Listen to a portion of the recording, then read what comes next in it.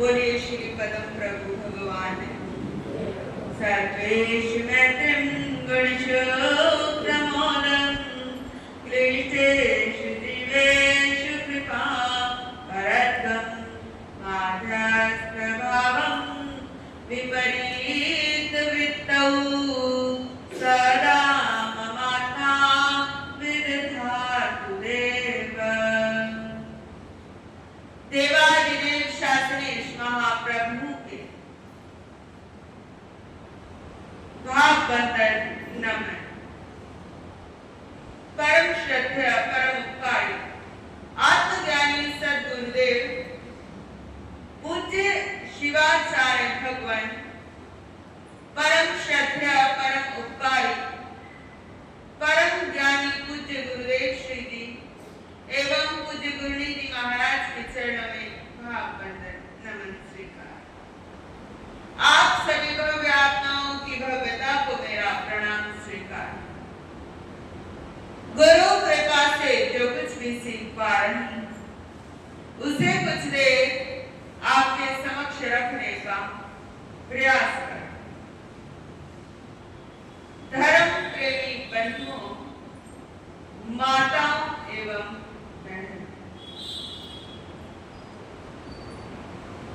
विषय चल रहा है आकार और संस्कार, लेकिन उससे पूर्व हम कुछ मुख्य बिंदुओं पर आएंगे कि आकार बनता कैसे है और संस्कार किससे प्रभावित होते हैं।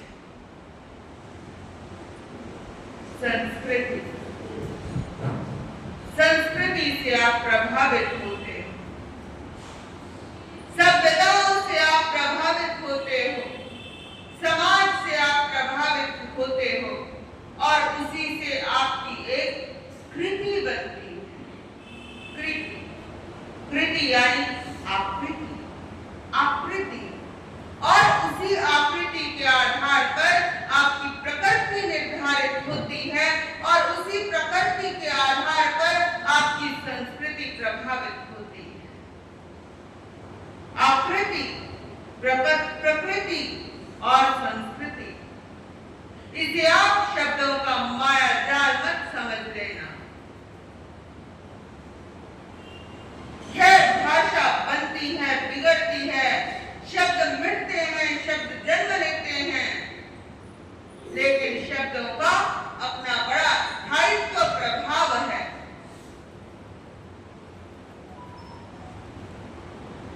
और उसी संस्कृति के आधार पर संस्कारों की कृति बनती है। संस्कारों से ही एक आकृति की रचना होती है। अब एक कुर्सी बना दी गई, लेकिन यदि उस कुर्सी का उपयोग ना हो, यदि उस कुर्सी पर कोई बैठे ना, तो क्या उस कुर्सी का लाभ है? अब कर्म लीला के द्वारा आकृति बन गई, रचनात्मक तरीके से बना दी गई, बुनियादी तौर तरीकों से एक रचना बन गई कि एक मां के पेट से एक बच्चे का जन्म लिया। यदि उस बच्चे को कुछ बनाया ना जाए तो इसमें किसका फॉल्ट होगा? उसके पेरेंट्स का फॉल्ट होगा। आप समाज को फॉल्ट नहीं दे सकते। समाज से बच्चा बहुत कुछ सीखता है। एक समाज से ही एक बच्चे के भविष्य का निर्माण होता है, लेकिन यहाँ पर समाज और संस्कृति और सभ्यता का फॉल्ट नहीं होगा। यदि हम सामूहिक तरीके से देखें, एक पब्लिक के फैक्टर के पर देखें, उस तराजू पर तोल कर देखें, तो समाज कहीं ना कहीं दोषी हो सकता है, लेकिन मुख्य भूमिका आकार के निर्माण के अंदर किसकी होती है? माता पिता। 6 वर्ष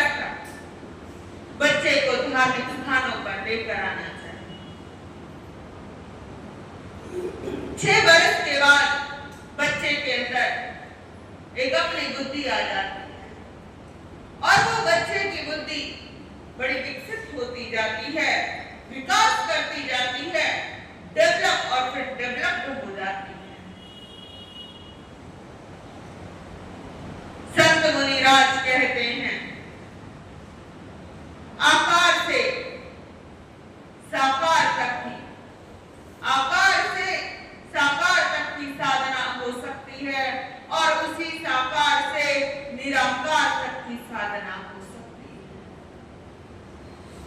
इन्हीं संस्कारों के आधार पर तो प्रभु महावीर स्वामी भी तो एक आकार के रूप में थे, लेकिन उन्होंने निराकार की साधना। तुम्हारे भीतर ही श्री कृष्ण है, तुम्हारे भीतर ही मेरे प्रभु महावीर है, तुम्हारे ही भीतर मेरे श्री राम है, सब कुछ तुम्हारे भीतर है। क्या तुमने अपने भीतर की एक परत को खोल कर देखा है कि तुम क्या हो सकते हो? तुम्हारे संस्कार तुम्हें कैसे कितनी आगे लेकर जा सकते हैं? सभ्य होना बात अलग होती है, संस्कारी होना बात अलग होती है, निराकार स्वरूप को प्राप्त करना बात एकदम अलग हो सकती है।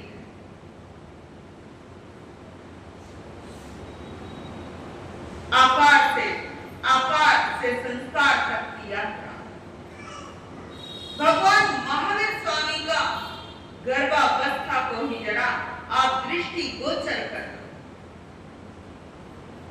भगवान महावीर स्वामी जब गर्भ की अवस्था में थे, मां के पेट के अंदर थे, बच्चा हिल रहा है, डुल रहा है, हाथ पांव फैला रहा है, छोटा सा पेट है, मां का छोटा सा पेट है, और उसी इतने से हिस्से के अंदर हिलना भी है, डुलना भी है, भोजन भी करना है, और पूरे 9 महीने मां की नाल से भी जुड़े रहना है। अब प्रभु महावीर स्वामी जब बाल्यकाल की उम्र में थे, तभी से सोचने लगे, देखो अभी पेट के अंदर है, पेट के अंदर क्या जाता है? इंद्रियां, आहार लेता है, फिर शरीर प्राप्त करता है, फिर इंद्रियां बनती हैं, फिर सांस लेने की, श्वासोच्छ्वास की गतिविधि चलती है, भाषा भी सुनने और समझने लगता है, और फिर मन भी आ जाता है, मन भी आ जाता है, जिसे आप पर्याप्ति कहते हैं। 25 गोल के थोपड़े के आधार पर पर्याप्ति। अब उस बच्चे के अंदर मन भी आ गया है, वो बच्चा सोच रहा है कि मेरी माँ परेशान हो रही है, क्यों ना मैं अपनी माँ को परेशान ना करूं। बच्चे ने हिलना डुलना एकदम बंद कर दिया। ये होते हैं संस्कार। थोड़े दिन के बाद माँ दाई को दिखा रही है कि भाई बच्चे ने हिलना डुलना बंद कर दिया है। माँ ने अपने पति माता तृष्णा ने राजा सिद्धार्थ से कहा कि पेट के अंदर बच्चा है, लेकिन बच्चा कहीं मर तो नहीं गया है, उसने तो हिलना डुलना बंद कर दिया है। घर के अंदर शोक की लहर दौड़ गई। कहीं बच्चे का मरण ना हो जाए, हम तो जीते जी मारे गए। राजा सिद्धार्थ भी चिंतित। अब राजा के पास बड़ी व्यवस्थाएं थी इस समय, तो जो महिला उन्हें देखने आई कि भाई बच्चा तो जीवित है। अब बच्चे को एहसास हुआ कि भाई मेरी माँ परेशान हो गई मेरे ना हिलने डुलने से, और बच्चे ने क्या किया? फिर हिलना डुलना स्टार्ट कर दिया। क्या कनेक्टिविटी होगी माँ और बच्चे की, क्या एक फीलिंग्स होंगी माँ और बच्चे की। एक बच्चा छोटी छोटी चीजों का ध्यान रख रहा है, छोटी छोटी बातों का ध्यान रख रहा है। इससे पता चलता है कि जो गर्भ में ही इतना संस्कारों से युक्त होगा, और बाद में तो निराकार के लिए वो एप्लीकेबल होगा। निराकार की साधना के लिए वो निराकार स्वरूप ही विधन बन जाएगा। वही प्रभु महावीर थे, उनको भी आप जैसा आकार मिला था, उनको भी संस्कार मिले थे, और वो निराकार की यात्रा के लिए चलते। Art of parenting. महारानी कृष्णा और राजा सिद्धार्थ ने अपने बच्चों को कैसे संस्कार दिए होंगे कि वो तीर्थंकर बन गए, कि वो सिद्ध बुद्ध और मुक्त हो गए, नमो सिद्धानंद की श्रेणी में आ गए। माता मदालसा, जिसने स्वयं, उसके कई बच्चे थे, उसने भी अपने बच्चों के गले में क्या ताबीज डाला, सिद्धोसी बुद्धोसी निरंजनोसी, तुम एक दिन सिद्ध बनोगे, तुम बुद्ध बनोगे और तुम ही निरंजन होगे। बच्चे ने वो खोला और वो उसी साधना के लिए चल पड़ा। अपने बच्चों को बाल्यकाल से संस्कार, तुम्हारी मां मैं नहीं हूं। इतने जन्मों के अंदर कभी तुम्हारे से ना जाने कितने रिश्ते बने होंगे, इतने रिश्ते बने होंगे, और मैं भी मां बनते बनते थक चुकी हूं और तुम भी जन्म लेते लेते थक चुके हो। जो हमारी चेतना होती है ना, चेतना का एक गुण है संवेदना का गुण, सेंसिटिविटी का गुण। इसी वजह से जैसे मैंने अपनी बॉडी को पिंच किया, बॉडी के अंदर क्या हुआ, पेन हुआ, बॉडी के अंदर पेन हुआ। चेतना के अंदर संवेदना का गुण है। यदि चेतना में ये गुण है तो उसी के आधार पर मैं आपको कहने जा रही हूँ, इसी संवेदन गुण से चेतना के अंदर कहीं ना कहीं पीड़ा होती होगी कि कितने बार मुझे कपड़े पहना दिए गए हैं, इस शरीर को कितनी बार कपड़े पहना दिए गए हैं, कपड़े बदलते बदलते मैं थक चुका हूं। और वो कपड़ा भी मैला होता जाता है, वो कपड़ा अगले जन्म के बाद मिट जाता है। पल पल वो कपड़े के अंदर कहीं कहीं कसाव आते जा रहे हैं। यदि आप अपने अंदर के शरीर को देखें, अंदर का शरीर अगर आपके सामने किसी का खोल दिया जाए, आप वहीं पर बेहोश होकर गिर जाओ। ये तो ढका ढोल है, अंदर बहुत सारे लोग लगातार पनप रहे हैं। कभी कभी आप देखते हो शरीर पर फला जगह, ये त्वचा के अंदर ऐसा हो गया है, शरीर के अंदर यहाँ पर ऐसा हो गया है, शरीर के अंदर यहाँ पर वैसा हो गया है। तो इसका मतलब क्या है? पल पल सब कुछ पलट रहा है। जो चीजें चेंज हो सकती हैं वो आपकी कभी नहीं हो सकती। जो अपना है वो आपके पास रहेगा, जो अपना है नहीं वो आपके पास कैसे रह सकता है? ये शरीर आपका नहीं है, इसीलिए ये आपके पास नहीं रह सकता है। जो अपना है, जिसे आप अपना मान रहे हो, वो अपना तो केवल सपना है, केवल एक भ्रम है। आपको मिथ्या धारणाओं, अवधारणाओं में, मिथ्या मान्यताओं में, कोरी कल्पनाओं में जिसने आपको उलझाए रखा हुआ है, ये केवल भ्रम मात्र है। केवल आप यही साधना कर लो, बाकी सब कुछ भ्रम है। बस मैं ही केवल आत्मा हूं, मेरा ही स्वरूप ऐसा है जो कभी मर नहीं सकता और मिट नहीं सकता। केवल इसी चिंतन मात्र से आपके भीतर इतने संस्कार उत्पन्न हो जाएंगे। जब आप नमो अरिहंतानंद बोलना सिखाते हो, उस समय आप अपने बच्चों को सिखाओ, अरिहंत तुम्हारे पिता हैं और दिलवाली तुम्हारी माता है।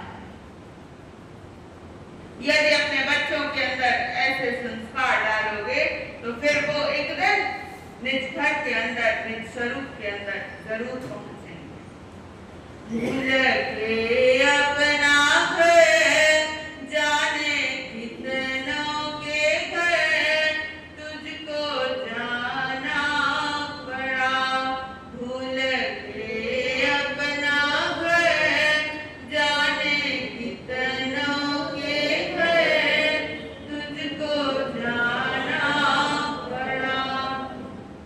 अपने घर को भूलकर कितने घरों के अंदर जन्म मरण ये धक्के ही तो खा रही है आत्मा। अगर हल्की भाषा में बोले, ये आत्मा धक्के ही खा रही है। आज इस घर, कल दूसरे घर, फिर तीसरे घर, चौथे घर। क्या प्रॉपर्टी आपके काम आई है? ये धन आपके काम आया है? परिजन आपके काम आए हैं? कितने बरस की गारंटी है?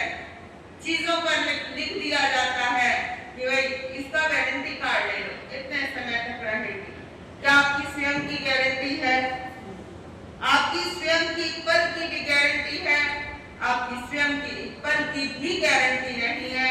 इन्हीं संस्कारों के आधार पर आपको एक और दुखद घटना सुनाती हूं। यदि हमने अपने बच्चों को संस्कार ना दिए और बच्चों को कार दे दी तो बच्चे गलत रास्तों पर जा सकते हैं। अपने बच्चों को कार दो या ना दो, लेकिन संस्कार।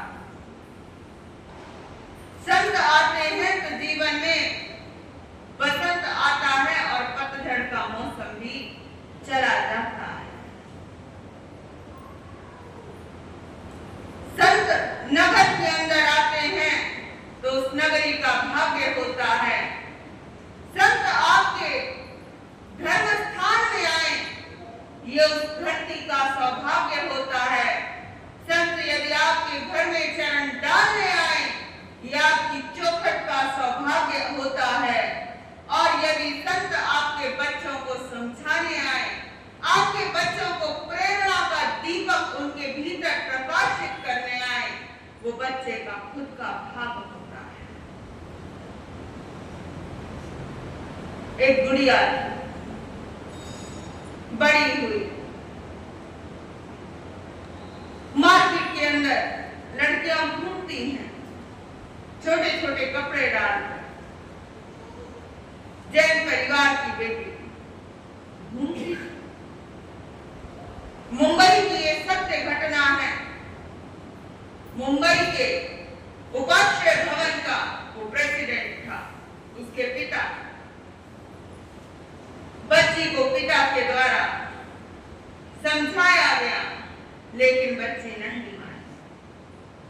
पिता और माता तो स्थानक के अंदर जाते थे, लेकिन वो बच्ची उपाश्रय भवन के अंदर ना जाती।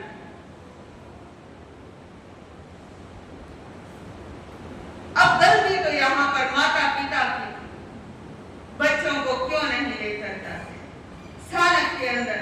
क्यों नहीं लेकर जाते साधु साध्वियों के दर्शन कराने के लिए? लोग कहते हैं साधु साध्वियों के दर्शन से होगा क्या? साधु साध्वियों के दर्शन से आप खुद से मुलाकात कर सकते हो, इतनी ताकत आ सकती है। आपके भीतर निर्मलता का श्री गणेश हो सकता है, आपके भीतर निर्मलता फूट सकती है संत के दर्शन करने से। संत के दर्शन हो और जीवन में बसंत न आए, ऐसा तो हो ही नहीं सकता। जहाँ पर संत होते हैं वहां पर सब कुछ सोना सोना कर देते हैं, हरा भरा वातावरण बना देते हैं। वो लड़की मानती नहीं थी, उसे समझाते खूब। अब 22-23 साल की बेटी हो गई। यदि उसे बचपन से लेकर जाते, जैसे आप लोग तो बड़े सौभाग्यशाली हो, मैं देखती हूँ कई परिवारों के बच्चे तो लगभग प्रतिदिन गुरु दर्शन के लिए आ रहे हैं। वो भले 6 बजे आए, 6:30 आए और दिन के अंदर स्कूल के टाइम के बाद आए, लेकिन कुछ बच्चों का प्रतिदिन आना होता है। बच्चे प्रवचन में ना आ पाए तो कम से कम ऐसा तो एक रूटीन होना चाहिए कि किसी प्रकार का उन्हें धार्मिक कुछ अक्षर ज्ञान दिया जाए। अगर अक्षर ज्ञान भी ना ले पाए तो कम से कम इतना हो कि संत मुनिराज आपके घर में आए, आपने आज तक खूब गोचरी बहरा ली, खूब आहार बहरा लिया, बच्चों के वो छोटे छोटे हाथ वो करछी को पकड़ भी पाए या ना पाए, लेकिन महाराज के पात्र के अंदर उनके हाथ से डलवाओ, जिससे उनके अंदर कुछ संस्कार आए, देने की प्रवृत्ति उनके अंदर जन्म ले, संत मुनिराज के प्रति एक श्रद्धा बने। अगर वो इतना भी ना कर पाए, कम से कम उनको एक मंगल पाठ सुनाने हैं। वो मुंबई के सेठ की घटना, जिसके पिता रईस हैं, उसके पिता को रईस होने का बड़ा गुमान है।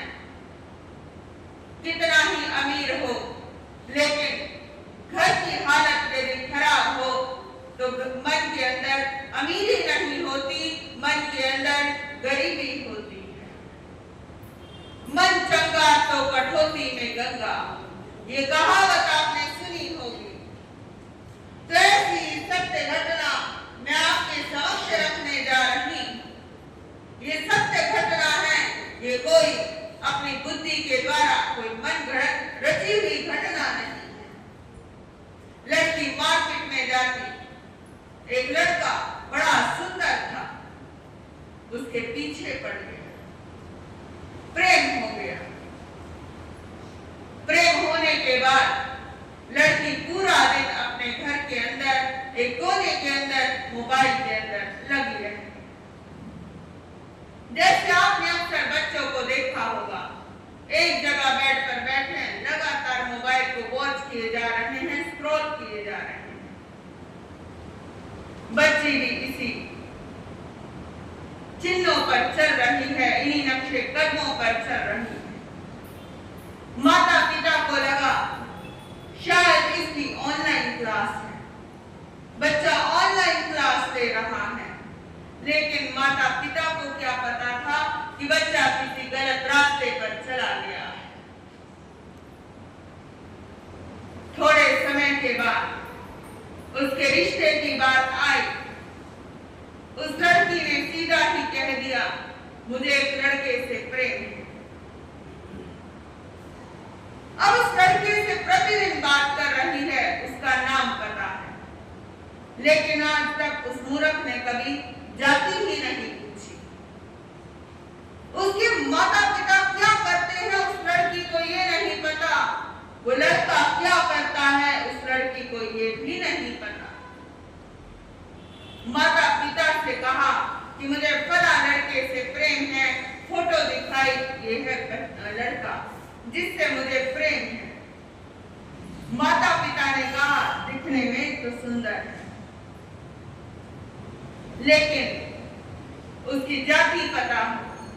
लड़की ने फटाफट फोन घुमाया, हेलो, हाँ जी, अभी मैं अपने माता पिता से बात कर रही हूँ, जरा मुझे आपकी जाति और आपके माता पिता क्या करते हैं ये बताओ। उस लड़के ने घुमाया फिराया,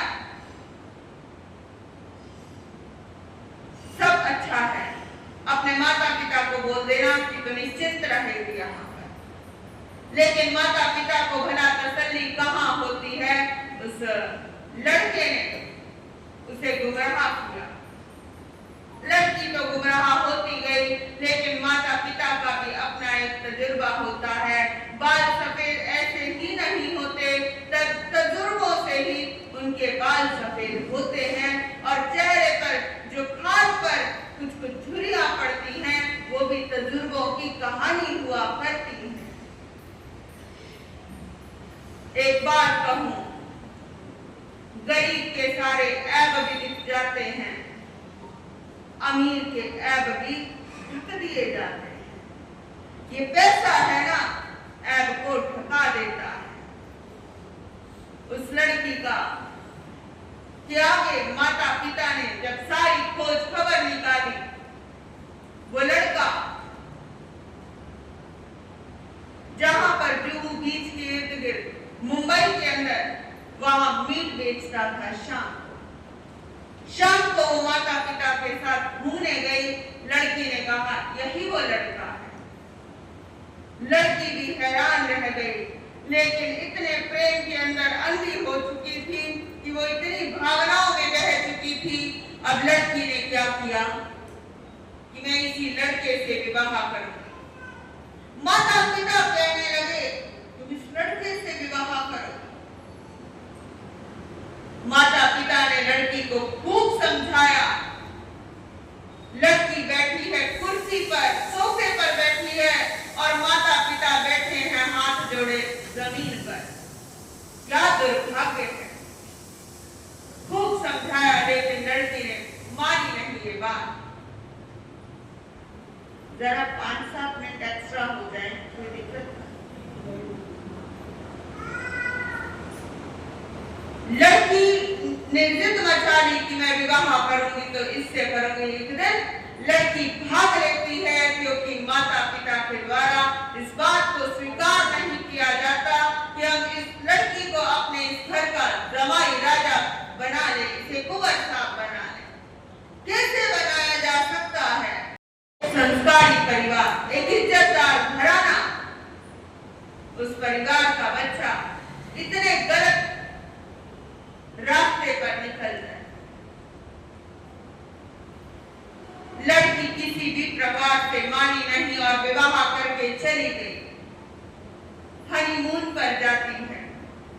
लड़का ले गया। वो लड़का मुस्लिम परिवार का लड़का था, जिसका मीट का हरा जो मीट होता है ना, झटके वाला मीट, तुरंत काटा और तुरंत खाया, झटके से काटा, जिसे काट दिया गया। इसी तरीके से उस लड़की की जिंदगी भी चलती रही। जो शादी से लेकर हनीमून वाला पीरियड था, अब लड़का कहाँ उसे सांस लेने देता। लड़के ने उसको शाम को अपने साथ लेकर जाना चालू कर दिया। लड़के को लगा इधर उधर फोन घुमाएगी, और हिंदू लड़कियों का तो यही हाल है, तो मैं इसे अपने साथ ले जाया करूंगा, कहीं इसका मन मेरे से विचलित ना हो जाए, मन के अंदर स्थिरता बनी रहे। अब लड़की को ले जाने लगा अपनी धर्म पत्नी को। लड़की को कहा ये काटो। लड़की प्रेम के अंदर अंधी थी, मन नहीं मान रहा था। जिसके घर के अंदर ये संस्कार दिए गए थे, चींटी को मारना भी पाप है। कभी सफाई करते करते चींटी देख लेते हो तो आप सभी क्या बोलते हो, चींटी नहीं मरनी चाहिए। यही भावना होती है ना, आपके यही संस्कार बोलते हैं ना। लड़की का मन नहीं मान रहा, लेकिन लड़की की मजबूरी है, उसे काटना पड़ रहा है। हनीमून पर पता चल जाता है लड़के के बहुत सारे विवाह हुए हैं। उसी लड़की के साथ 24वां विवाह हुआ है। 24वां विवाह। वो लड़की लगभग 35 बरस की है। बड़े शहरों में शादियां लेट होती हैं। वो लड़की लगभग 35 बरस की है। लड़की भी हो गई, तो कंसीव करने के बाद लड़की भी हो गई, लेकिन रोज उसी काट पीट का काम चल रहा है। उसी जू बीच पर लोग आते हैं, तुम तो उसी जैन व्यक्ति की बेटी हो ना, तुम तो मेरे फ्रेंड की बेटी हो, तुम यहाँ। अंकल मेरी लव मैरिज है ना, मैंने यहाँ पर शादी कर ली। लड़की को बड़ा बुरा लगता है, तुम और यहाँ, तुम्हारे पिता ने तुम्हें कुछ नहीं कहा, वो तो इतने बड़े प्रेसिडेंट हैं एक अच्छे बड़े जैन समाज के। लड़की को बहुत बुरा लगता है, लड़की को बड़ा फील होता है। कुछ समय के बाद लड़की का पूरा अच्छे तरीके से उपयोग करने के बाद उसी लड़की को बेच दिया जाता है विदेशों के अंदर। उसी के जरिए वो लड़का वहां पर पैसे कमा रहा है। उस लड़की को आमदनी का एक सोर्स बना दिया। अंत के अंदर लड़की अपने पिताजी को फोन करती है, इस व्यक्ति ने मुझे 60 लाख के अंदर इसने मेरा सौदा कर दिया। बहुत घबराई ही, पापा ऐसे हो गया। अब पापा सोच रहे हैं कहीं इसने सपने में तो फोन नहीं कर दिया, आज तक तो फोन आया नहीं था, ठीक ही होगी लड़की। लेकिन उस लड़की के रास्ते अपने घर के लिए बंद हो चुके थे। अब पिता ने भी फोन रख दिया। माँ होती है ना, थोड़ी इमोशनल होती है, लेकिन वैसे ही थोड़ी चंद्रमा जिनका वीक होता है, इसी वजह से तो वो माँ बनती है। माँ के अंदर सेंसिटिविटी होती है, केयर होती है, इमोशनल वाली फीलिंग होती है। माँ को फोन किया, मम्मी ऐसे इस व्यक्ति ने पहले मेरा पूरा उपयोग किया और फिर मेरा 60 लाख के अंदर सौदा कर दिया। माँ भी बड़ी घबरा जाती है, लेकिन अब क्या होगा, उस लड़की का कोई और छोर कुछ भी नहीं पता। कुछ समय के बाद वो लड़की माता पिता के द्वारा भी इतना ध्यान नहीं दिया गया उस लड़की पर, क्योंकि वो गलत रास्ते उस लड़की ने स्वयं ने चुने थे। और कुछ समय के बाद वो लड़की अपनी छोटी सी लड़की समेत रोज काट पीट करते करते थक चुकी थी। एक दिन उसी लड़की ने फांसी का फंदा लगाया और अपनी जिंदगी की लीला खत्म कर दी। बुरे संस्कारों की ये कहानी है, घटना सच्ची है, लेकिन किसी भी समाज के लिए ये घटना नहीं है, ये दुर्घटना है। कोई घटना होती है प्रेरणा बनती है, और कोई घटना होती है हमारे जीवन के अंदर अंधेरा ले आती है।